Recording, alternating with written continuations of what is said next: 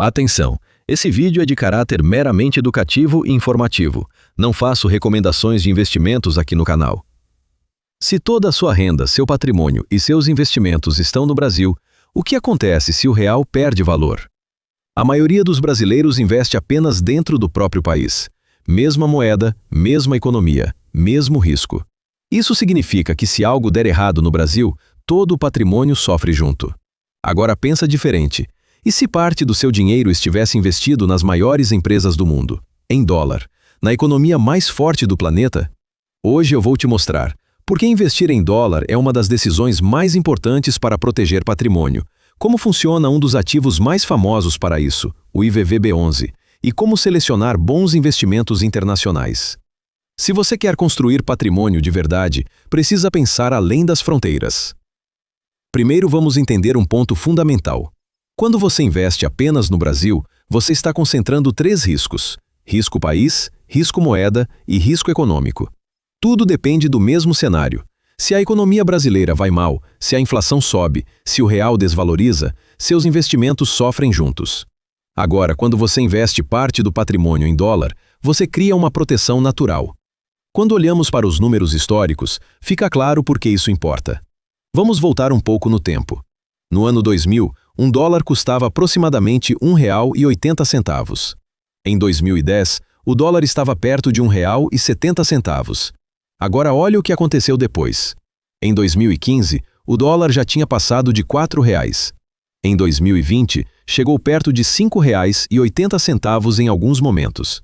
Hoje está por volta de R$ 5,20, ou seja, em cerca de 20 anos, o real perdeu mais de 60% do valor frente ao dólar. Isso significa que o dinheiro parado em real perdeu poder de compra internacional. E aqui entra uma reflexão importante. Se você tivesse 10 mil dólares guardados em 2010, isso representava cerca de 17 mil reais. Hoje, esses mesmos 10 mil dólares representam mais de 50 mil reais. O patrimônio em dólar preservou valor. O patrimônio apenas em real perdeu poder de compra. E isso não acontece por acaso.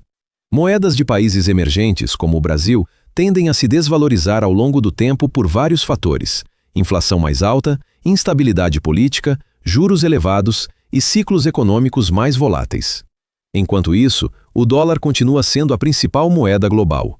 Grande parte do comércio mundial é feito em dólar. Reservas internacionais são mantidas em dólar. Grandes empresas operam em dólar. Por isso, investir parte do patrimônio nessa moeda não é especulação, é proteção. Quando você posiciona parte do seu patrimônio em dólar, você está criando uma espécie de seguro cambial.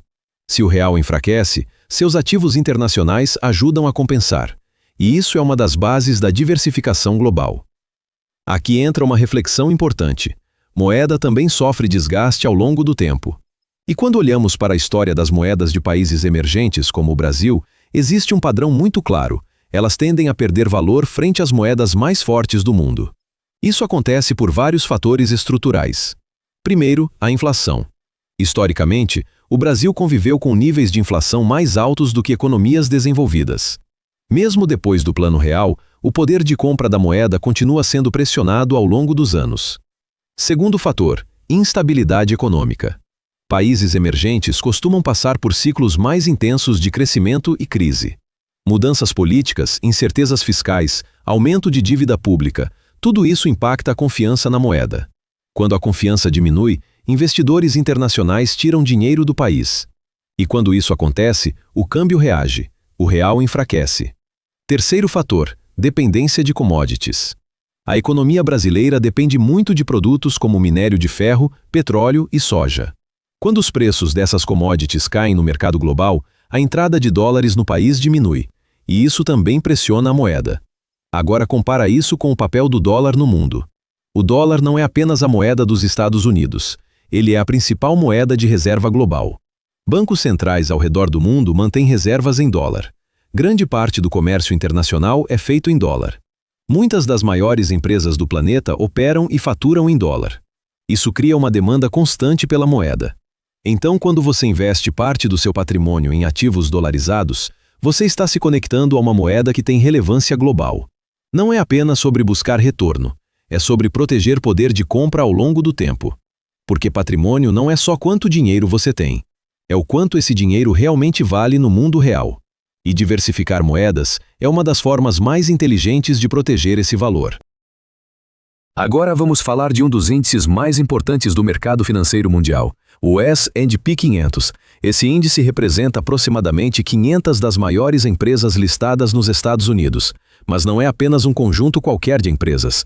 Para entrar no índice, a companhia precisa atender critérios rigorosos de tamanho, liquidez, relevância e saúde financeira. Ou seja, estamos falando de empresas gigantes e consolidadas.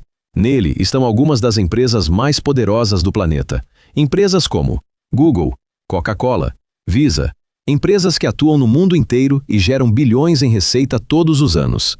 Quando você investe em algo que acompanha o S&P 500, você está basicamente se tornando sócio de uma parte da economia americana. E mais do que isso, você está investindo em empresas que muitas vezes têm receitas espalhadas pelo mundo inteiro. Ou seja, mesmo sendo empresas americanas, elas faturam na Europa, na Ásia, na América Latina, em praticamente todos os continentes. Isso cria uma diversificação enorme. Agora olha um dado interessante. Nos últimos 30 anos, esse índice teve um retorno médio histórico próximo de 10% ao ano em dólar, considerando valorização das empresas e reinvestimento de dividendos. Claro que isso não acontece de forma linear. Existem anos de queda, existem crises, existem momentos de grande volatilidade. Mas no longo prazo, o índice acompanhou o crescimento das maiores empresas do planeta. E esse é um ponto importante. Investir nele não é apostar em uma empresa específica. Você não precisa tentar adivinhar qual empresa vai dominar o futuro. Você investe em um grupo das maiores empresas da maior economia do mundo. E à medida que o mercado evolui, o próprio índice se ajusta. Empresas que deixam de ser relevantes saem. Empresas que crescem entram. Ou seja, o índice está sempre se atualizando com a nova economia. Por isso, muitos investidores consideram o S&P 500 uma das formas mais simples e eficientes de investir globalmente. Você não precisa escolher ação por ação. Você investe diretamente no desempenho da economia corporativa americana. Agora surge uma pergunta natural. Se investir no exterior faz tanto sentido, como um investidor brasileiro pode fazer isso de forma simples? Uma das formas mais acessíveis são os ETFs internacionais, negociados na Bolsa Brasileira. ETF significa fundo de índice. Esses fundos têm um objetivo muito simples: replicar o desempenho de um índice específico do mercado internacional. Ou seja, em vez de você escolher empresa por empresa, o ETF faz isso automaticamente ao seguir um índice. E hoje já existem vários ETFs na Bolsa Brasileira que dão acesso a mercados globais. Vou citar alguns exemplos. Um dos mais conhecidos é o IVVB11.